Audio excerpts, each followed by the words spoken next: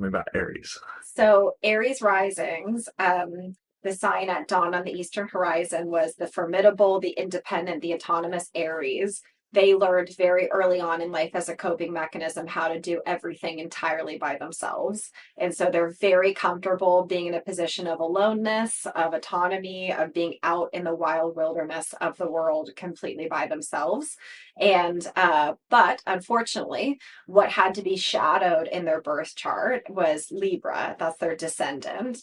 The Libra descendant says that neediness and partnership and interdependence and codependence was very much not on the table for them growing up for whatever reason. It wasn't a tool in their toolbox that was necessary and vital. In fact, you could go as far as to say that type of energy would have been at their detriment growing up. And so, very often, Aries risings pride themselves, understandably so, in their resilience and their ability to get by on very little and their ability to like never ask for help. And they kind of look around at other people and they're like, Jesus Christ, can people get their shit together? I've been doing this by myself since I was a very young kid. They're not afraid to go into hostile, foreign, scary environments by themselves. They're always armed for defense to some extent because they're ruled by the god of war.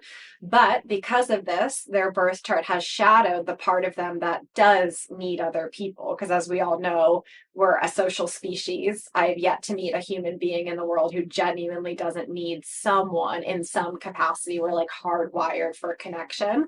And so for their birth charts, when they shadow their Libra risings, sorry, their Libra descendants, they end up attracting the very kind of partner that is really aggravating to them. Needy partners, partners who want to be around them all the time, partners who want, to be constantly in a state of interdependence. So let's share not only this home together, let's cook meals together every night. And should we start, having a shared checking account? And the Aries rising will feel like, oh my God, why can't these people just let me be? Like, why can't they just leave me alone? And it's because they've so greatly shadowed the needy parts of themselves. So they might feel like they're constantly in relationships with people who are quote unquote asking too much of them, or people who in fact are in some ways letting go of their own power and giving the Aries rising too much autonomy and power in their, or sorry, not autonomy, too much power and control in their relationship, where the Aries rising is kind of end up feeling like, well, Jesus Christ,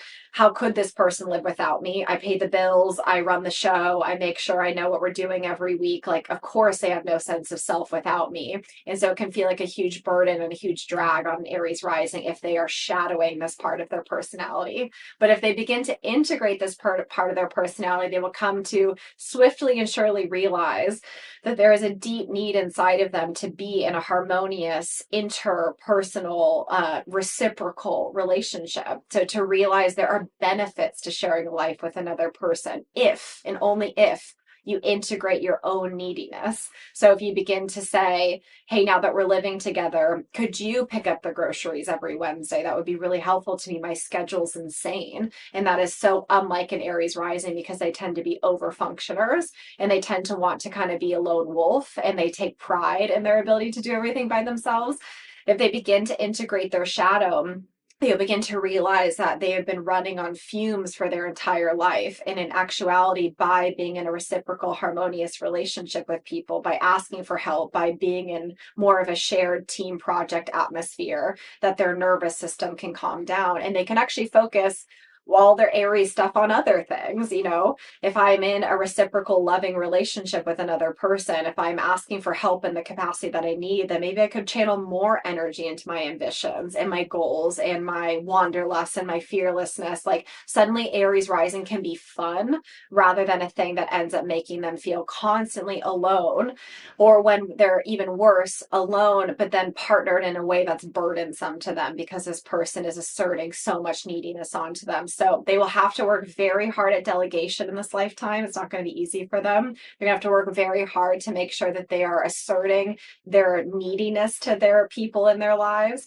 They're going to have to also work hard to learn how to share in some capacity, but to recognize that that could be something that is like healing towards them rather than something that's draining. And then my other thought around like integrating the shadow is recognizing the ways in which they don't always want to be in conflict with the world. So of saying, I could go chase this really hard new job, or I could stay at this cushy, nice job that seems to be treating me super well. So also recognizing that while their predisposition is always wanting to be like kind of forged in the fire, they would also benefit from the easiness and the breeziness of the Libra rising. Like if they've taken pride in how hard life has been for them and how many wars they have won through their own fruition and their own kind of like sturdiness inside of themselves, it might also be cool as they integrate the shadow to say, yes, that is all true. And I'm so proud of myself, but also I don't need to be creating this environment for myself any longer. I can actively seek out